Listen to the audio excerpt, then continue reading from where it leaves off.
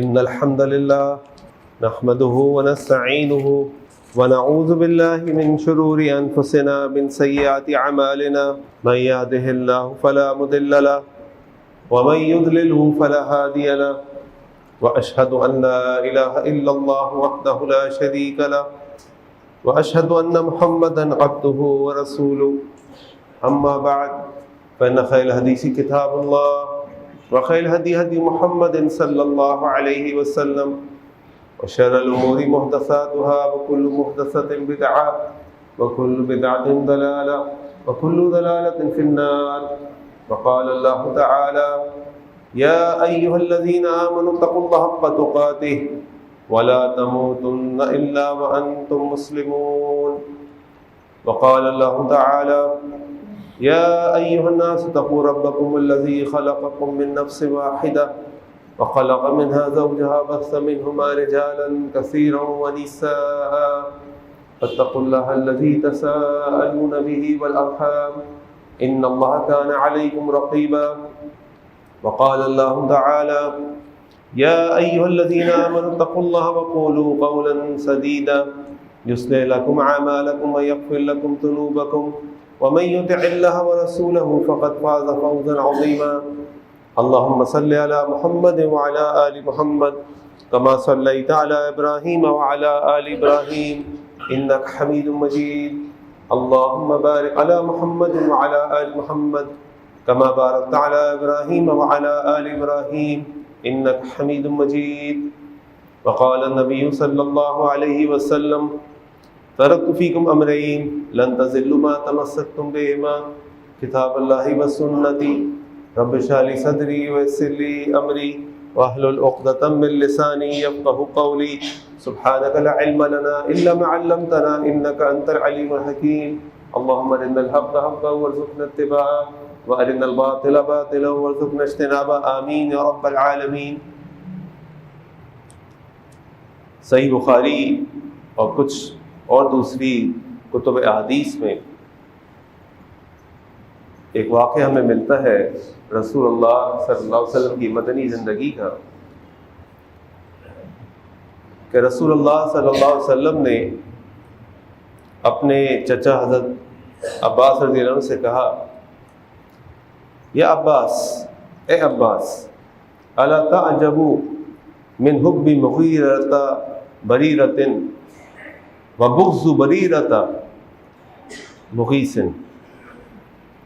یعنی اللہ کے نبی صلی اللہ علیہ وسلم نے حضرت عباس سے کہا کہ عباس، کیا تمہیں حیرانگی نہیں ہوتی کہ جتنی محبت مغیث بریرہ سے کرتا ہے اور اس کے مقابلے میں بریرہ اس سے اتنی ہی نفرت کرتی ہے، دوری اختیار کرتی ہے. اور معاملہ یہ ہے کہ مغیث اور بریرہ دونوں غلام تھے. مغیث کی شادی بریرہ سے ہوئی بھی تھی، ان کے بچے بھی تھے. پھر حضرت عائشہ رضی اللہ عنہ نے بریرہ کو اس کے جو سید تھے یعنی مالک تھے ان کو رقم دے کر ان سے مکاتبت کر کے اس کو آزاد کرا لیا. اور اسلام اس بات کی اجازت دیتا ہے ایک عورت کو کہ اگر اس کی شادی کسی غلام سے ہوئی بھی تھی اور اب وہ آزاد ہو گئی ہے تو اس کے پاس یہ اختیار ہے کہ وہ اس نکاح کو جاری رکھے یا اس نکاح کو فسخ کر دے، یعنی ختم کر دے. جب بریرہ کو آزادی مل گئی اپنی غلامی سے تو بریرہ نے فیصلہ کیا کہ میں مغیث کے ساتھ شادی کو نہیں چلاؤں گی اور میں اس کو ختم کرتی ہوں.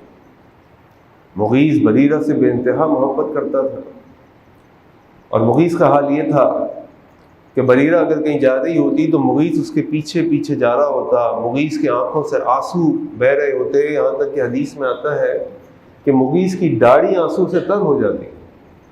اور مغیث بریرہ سے کہتا: بریرہ مجھے مت چھوڑو، بریرہ میں تمہارے بغیر نہیں رہ سکتا، بریرہ میں تمہارے بغیر نہیں رہ سکتا. اور یہ سب مدینہ کی گلیوں میں ہو رہا ہے. اللہ کے نبی صلی اللہ علیہ وسلم اس سارے منظر کو دیکھ رہے ہیں اور اس سارے منظر کو دیکھ کر اپنے چچا عباس سے کہتے ہیں کہ اے عباس، تمہیں حیرانگی نہیں ہو رہی؟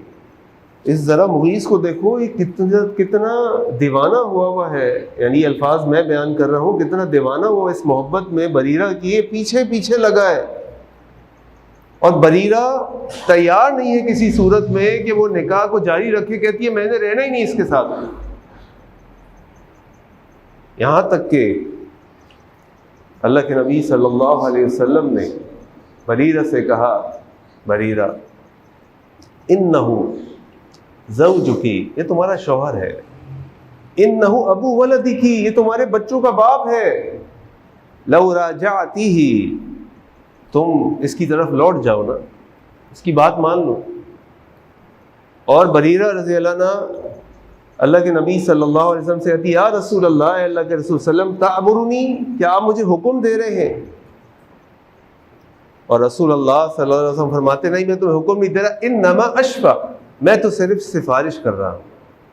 اور بریرہ نے اللہ کے نبی صلی اللہ علیہ وسلم کو جواب دیا، لا حاجۃ لی، مجھے اس کی کوئی ضرورت نہیں، میں نہیں رہتی اس کے ساتھ.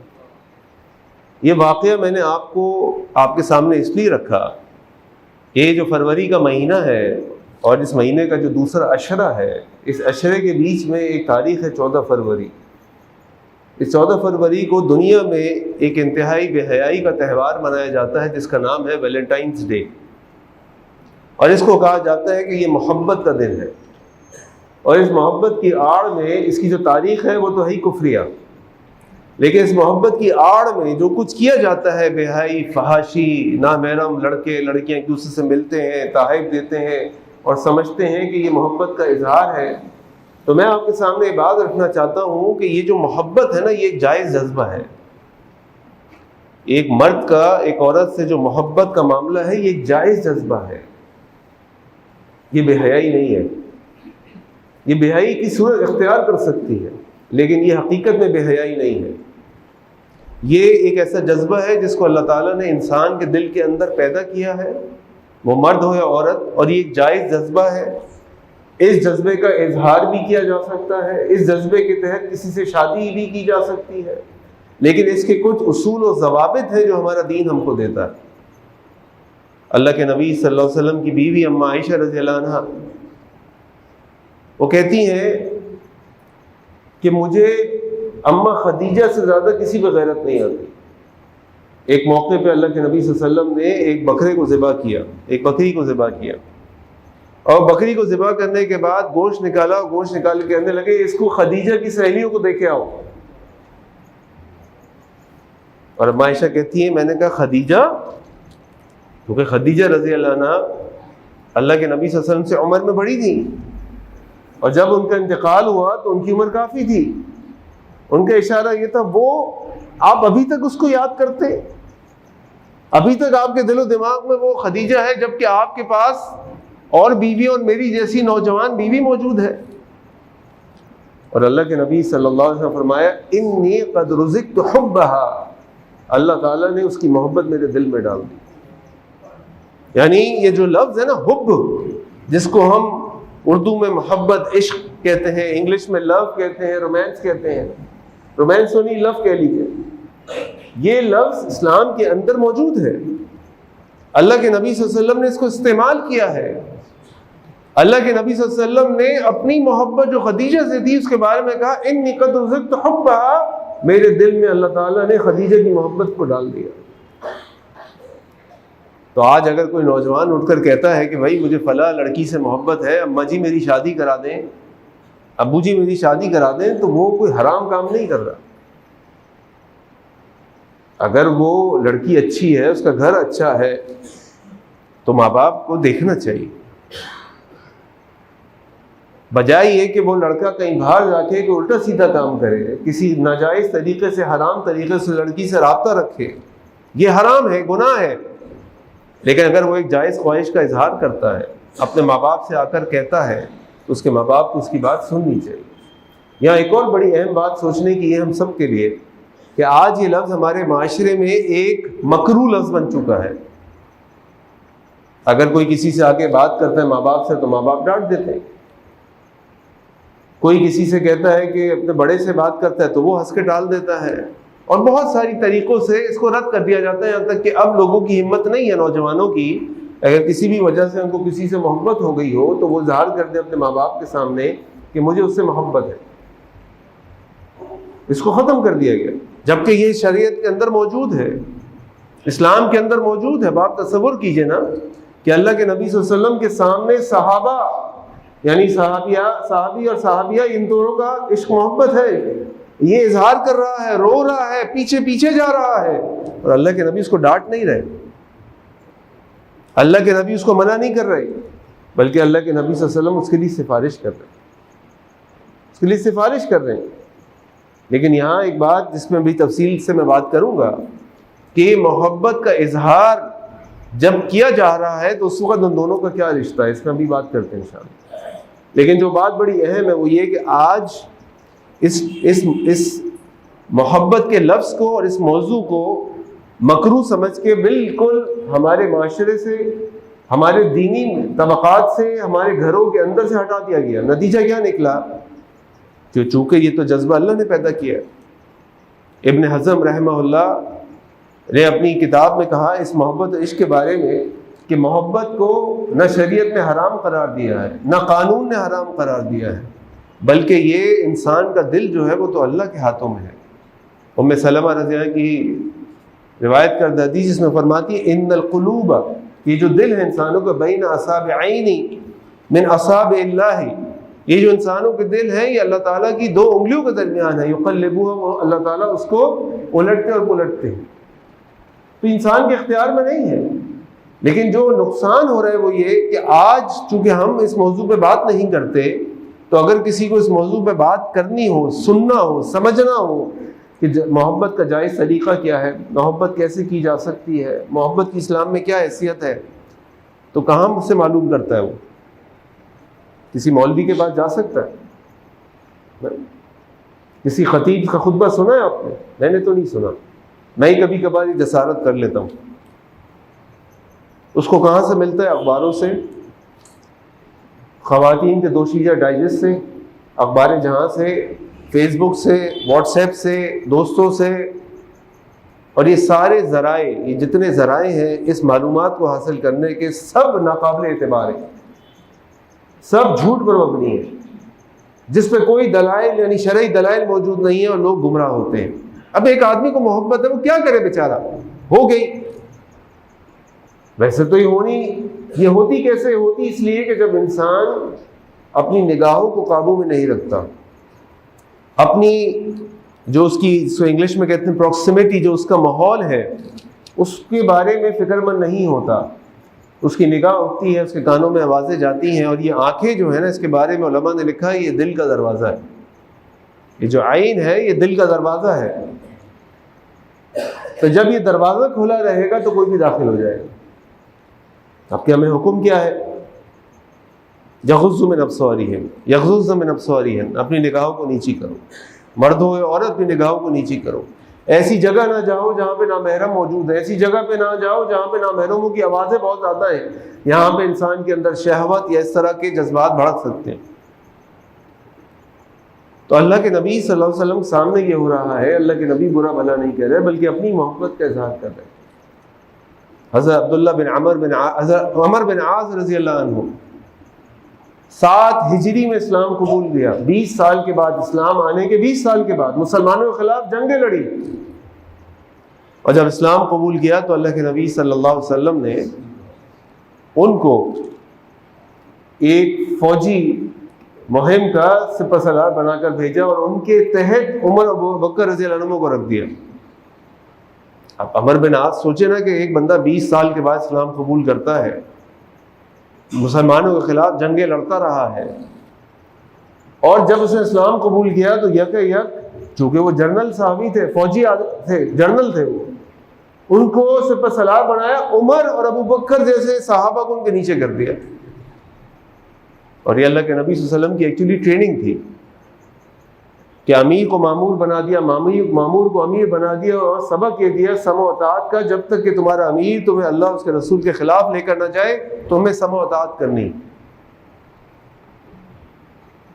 اب واپس آتے ہیں فوجی مہم سے، ظاہری بات ہے ایک آدمی کو جب یہ سٹیٹس، یہ مقام ملے گا، اور ابو بکر عمر کا مقام کون نہیں جانتا، اور وہ ان کے انڈر ہوں گے، تو آپ سوچ سکتے ہیں کہ ان کی خوشی، ان کے جذبات اور ان کا ذہن کہاں ہوگا۔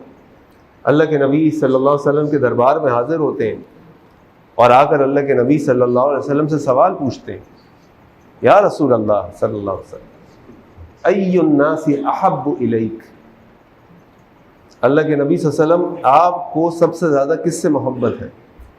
جیسے مرد آپس میں باتیں نہیں کرتے، لیکن اللہ کے نبی صلی اللہ علیہ وسلم کی شخصیت کا ایک خوبصورت پہلو یہ ہے کہ ہر شخص اپنے دل کا حال بیان کر سکتا تھا، اس کو ڈر نہیں لگتا تھا کہ ڈانٹ دیں گے، برا مان جائیں گے، ناراض ہو جائیں گے، نہیں، جو دل میں ہے نا وہ اللہ کے نبی کے آگے پیش کر دیتا۔ ای الناس احب الیک، اللہ کے نبی صلی اللہ علیہ وسلم آپ کو دنیا میں سب سے زیادہ کس سے محبت ہے؟ اور اللہ کے نبی صلی اللہ علیہ وسلم فرماتے ہیں عائشہ۔ ساری دنیا کے سامنے اعلان کرتے ہیں کہ مجھے دنیا میں سب سے زیادہ محبت اپنی بیوی عائشہ سے ہے۔ آپ سوچئے کہ اللہ کے نبی صلی اللہ علیہ وسلم کا دل کتنی محبت والا دل ہوگا۔ آج اگر ہم آپس میں کوئی سوال کریں، کوئی بیوی کا نام لیتا ہے؟ بیوی کو تو ہم گھاس نہیں ڈالتے، گھر میں الگ حال ہوتا ہے، باہر الگ حال ہوتا ہے ہمارا، لیکن اللہ کے نبی صلی اللہ علیہ وسلم ساری دنیا کے سامنے کہہ رہے ہیں عائشہ۔ اور سوچیں کہ حضرت عائشہ رضی اللہ عنہ کی خوشی کا کیا حال ہوگا کہ ساری دنیا کو معلوم ہوا کہ اللہ کے نبی کے لیے سب سے محبوب ترین انسان دنیا میں ہوں۔ اللہ اکبر، بیوی کو اپنی محبت کا احساس دلا رہے۔ حضرت عمر نے کہا نہیں، اللہ کے نبی صلی اللہ علیہ وسلم من الرجال، مردوں میں سے بتائیے، مردوں میں سے بتائیے۔ اور اللہ کے نبی فرماتے ابوہا، عائشہ کا باپ، پھر عائشہ، پھر عائشہ، ثم، پھر آپ نے فرمایا عمر، پھر پوچھتے رہے ہو جب کئی ثم کے بعد یعنی پھر کے بعد جب آپ اپنا نام نہیں ملا تو خاموش ہو گئے۔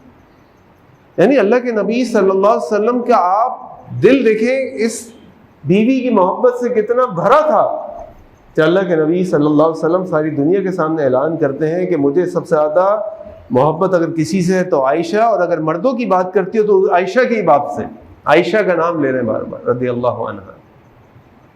یہ محبت ہے، یہ محبت کا مقام ہے، یہ محبت کی حیثیت ہے ہماری شریعت میں۔ اب سوال یہ پیدا ہوتا ہے کہ بھائی اگر کسی کو کسی سے محبت ہو جائے تو وہ کیا کرے؟ تو دیکھیے جب تک وہ شخص آپ کے لیے نامحرم ہے،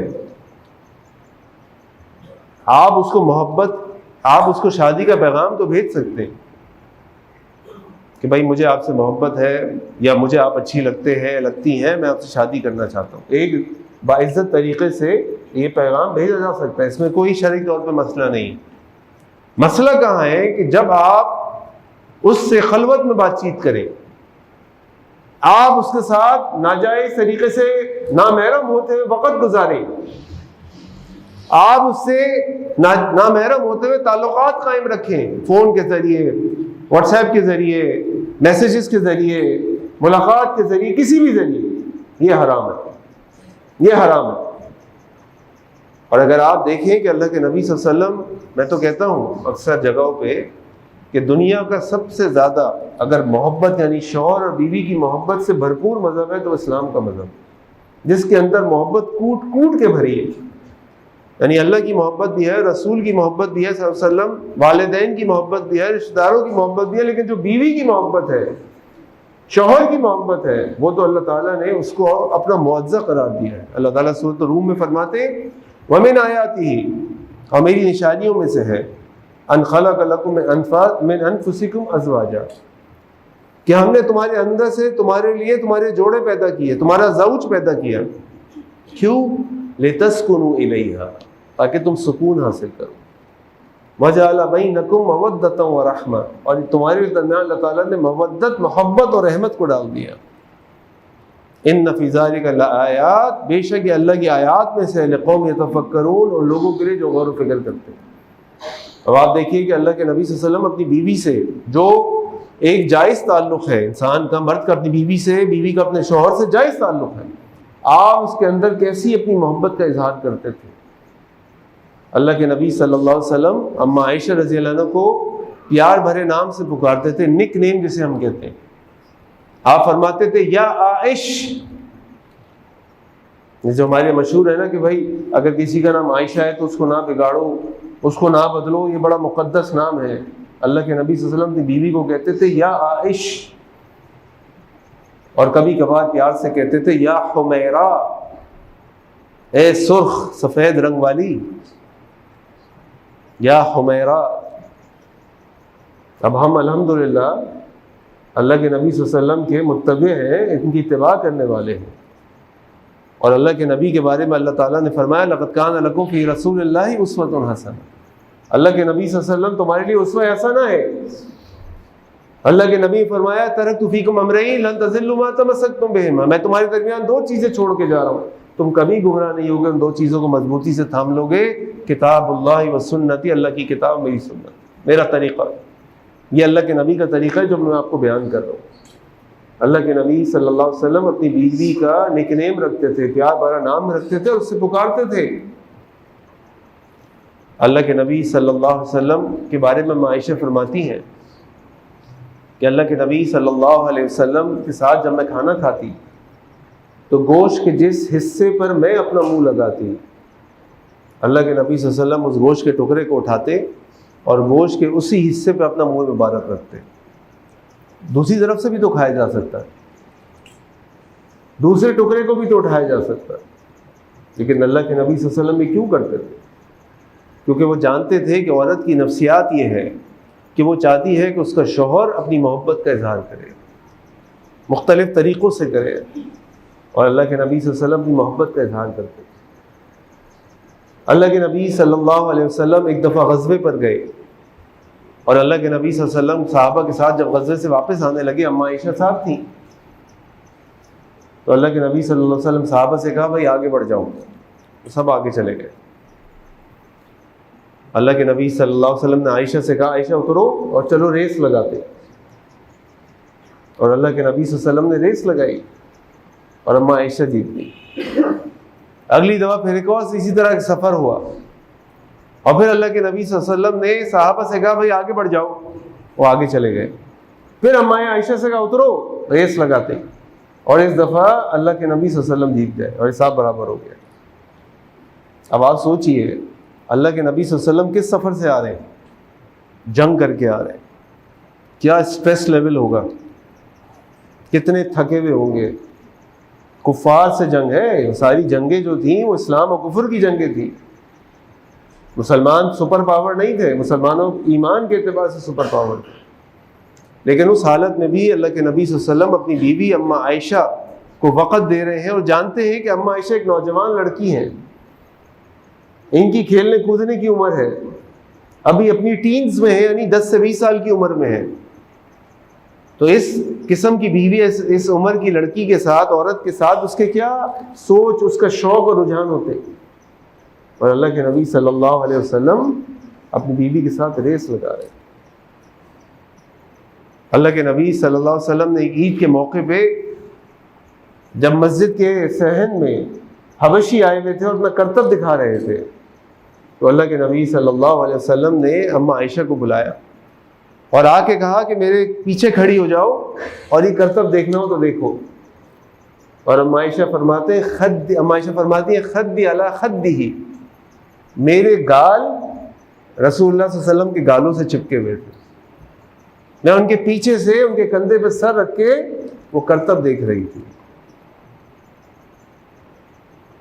اور اماں عائشہ فرماتی ہیں مجھے اس کرتب سے کوئی دلچسپی نہیں تھی، ایک روایت میں آتا ہے، فرماتی ہیں مجھے اس کرتب سے کوئی دلچسپی نہیں تھی۔ تھوڑی دیر کے بعد اللہ کے نبی فرمائے حسبک، کافی ہے؟ انہوں نے کہا نہیں اور۔ پھر آپ نے پوچھا رسول اللہ صلی اللہ علیہ وسلم نے حسبک، کافی ہے؟ آپ نے فرمایا اور۔ اللہ کے نبی نے پھر پوچھا حسبک، کافی ہے؟ آپ نے فرمایا اور۔ وہ کہتی ہے مجھے دلچسپی اس بات پر تھی کہ میرے گال اللہ کے نبی کے گال سے ٹچ ہو رہے تھے اور میں آپ کے کتنے قریب تھی۔ آپ کے خیال میں اللہ کے نبی کو پتہ نہیں ہوگا، یہ ان کو احساس نہیں ہوگا، لیکن آپ محبت کا اظہار دیکھیں۔ اللہ کے نبی صلی اللہ علیہ وسلم کے گھروں کے اندر بھی بعض اوقات بیویاں شکوے کرتی تھیں، بیویاں گلہ کر دیتی تھیں، بیویاں جذبات میں آ جاتی تھیں۔ اللہ کے نبی صلی اللہ علیہ وسلم کے گھر میں ایک دفعہ مہمان بیٹھے تھے، آپ اپنی جس زوجہ کے گھر پر تھے تو ان کے گھر مہمان تھے، ایک اور بیوی نے آپ صلی اللہ علیہ وسلم کے لیے کھانا بھیجا ایک پیالے میں، جس بیوی کی ٹرن تھی ان کو غیرت آ گئی، انہوں نے کہا آج تو میرا نمبر ہے کہ میں اپنے شوہر کی خدمت کروں، انہوں نے کھانا کیوں بھیجا؟ وہ آگے بڑھی اور اس برتن کو انہوں نے اٹھا کے پھینک دی۔ اب آپ سوچیے کہ اگر آج ہمارے گھر میں مہمان ہو اور ہماری بیوی کو کسی بات پہ غصہ آ جائے، وہ آ کے ہمارے مہمانوں کے سامنے کوئی شور مچا دے، کیا کریں؟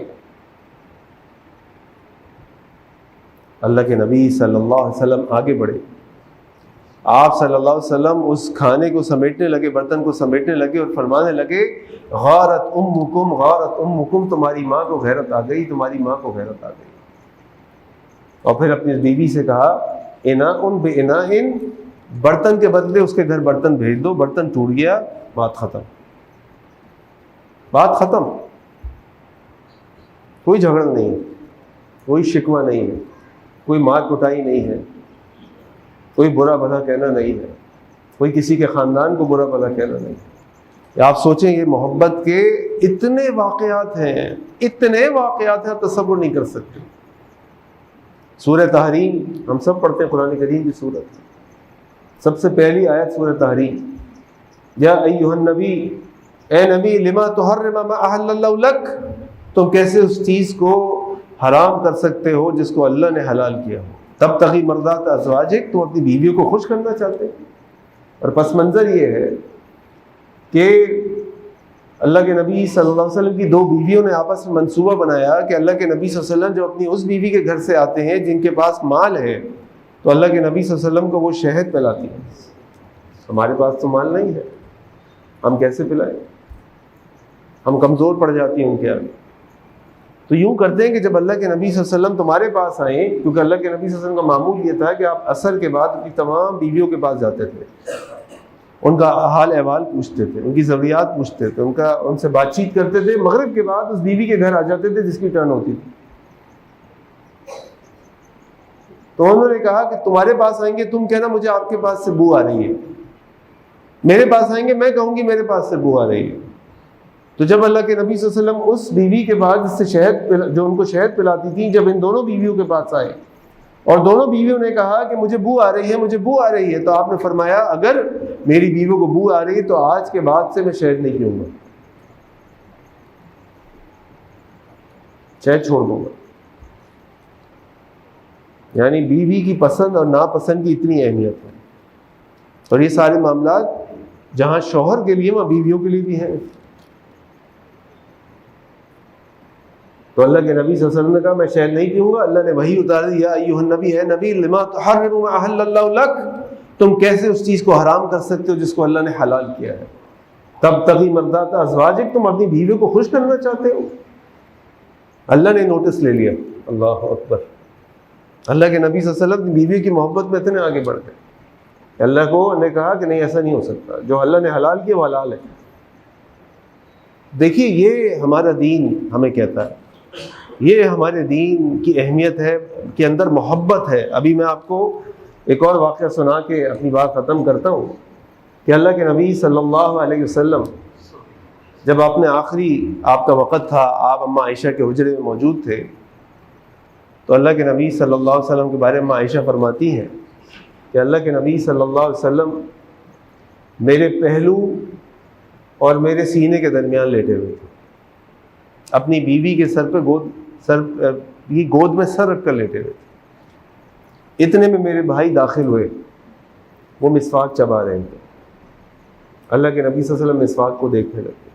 میں سمجھ گئی کہ اللہ کے نبی صلی اللہ علیہ وسلم مسواک کرنا چاہتے ہیں، لیکن اللہ کے نبی صلی اللہ علیہ وسلم پہ شدید بخار تھا، شدید کمزوری تھی، آپ اماں عائشہ کی گود میں لیٹے ہوئے تھے۔ اماں عائشہ فرمانے لگیں کہ میں نے اس مسواک کو اپنے بھائی سے لیا اور اپنے دانتوں سے اس کو چبا کر نرم کیا اور پھر اللہ کے نبی صلی اللہ علیہ وسلم کے منہ مبارک میں ڈالا۔ سب سے آخری چیز رسول اللہ صلی اللہ علیہ وسلم کے منہ کے اندر کیا گئی؟ اماں عائشہ کا لعاب۔ آپ محبت دیکھیں، محبت، بیوی کی اہمیت دیکھیں۔ اللہ کے نبی صلی اللہ علیہ وسلم پر وحی آتی ہے، اللہ کے نبی صلی اللہ علیہ وسلم سب سے پہلے کس کے پاس آتے ہیں؟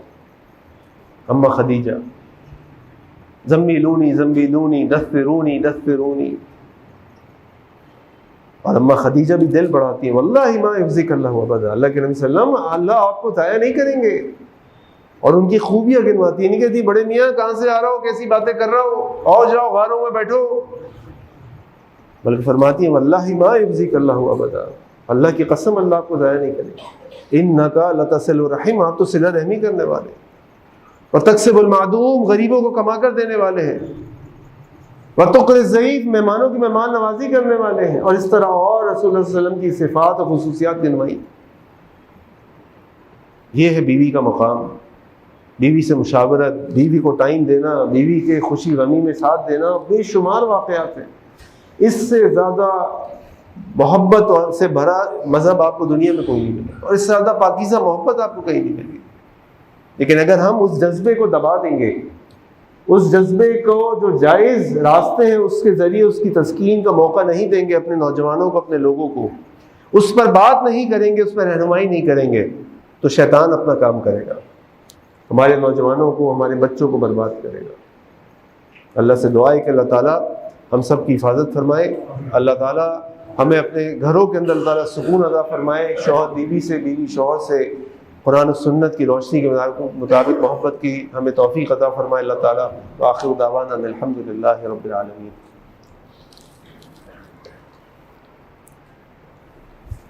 الحمد للہ رب العالمین والصلاة والسلام علی سید الانبیاء المرسلین، اما بعد۔ میرے آج کے جو جمعہ ہے اس کا خلاصہ یہ ہے کہ ہمارا دین ایک مکمل دین ہے جو زندگی کے ہر پہلو کا احاطہ کرتا ہے، اور ہمارا دین ہمارے گھروں کے اندر شوہر بیوی کے درمیان جو محبت ہے اس کی اہمیت پر بھی بات کرتا ہے، اس کے طریقوں پر بھی بات کرتا ہے، اور اس کے اظہار کی بھی اجازت دیتا ہے۔ اصل بات یہ ہے کہ ہم اس قرآن و سنت کو سمجھیں، اس کے لیے وقت نکالیں، اس پر عمل کریں، اور اللہ تعالیٰ کے بنائے ہوئے نظام کے مطابق زندگی گزارنے کی کوشش کریں۔ اللہ تعالیٰ سے دعا ہے کہ اللہ تعالیٰ ہمیں قرآن و سنت کے مطابق بھی زندگی گزارنے کی توفیق عطا فرمائے۔ اللہ سے دعا کریں کہ اللہ دنیا میں جہاں جہاں مسلمان پریشان ہیں، تکلیف میں، اللہ تعالیٰ ان کی پریشانی تکلیف کو دور فرمائے۔ ترکیہ میں، شام میں اور کئی علاقوں میں بہت شدید قسم کا زلزلہ، اللہ تعالیٰ ہمارے مسلمان بھائیوں کی مدد فرمائے، ان کو اس مشکل صورتحال سے نکالے۔ اللہ سے دعا ہے کہ اللہ تعالیٰ ہمارے ملک پاکستان کی حفاظت فرما دے، پاکستان کے حالات کو بہتر بنا دے، پاکستان کے حکمرانوں کو اپنے فیصلے قرآن و سنت کی مطابق کرنے کی توفیق عطا فرما دے۔ اے اللہ ان کو اچھے اخلاق، اتحاد و اتفاق عطا فرما دے، اور ان کو امت مسلمہ اور پاکستان کی بھلائی کے مطابق فیصلے کرنے کی توفیق عطا فرما دے۔ اے اللہ ہمارے شہر کراچی کی حفاظت فرما دے، اے اللہ ہمارے جان و مال و عزت کی حفاظت فرما دے۔ اے اللہ ہمیں نیک اولاد بنا دے، نیک اولاد عطا فرما دے۔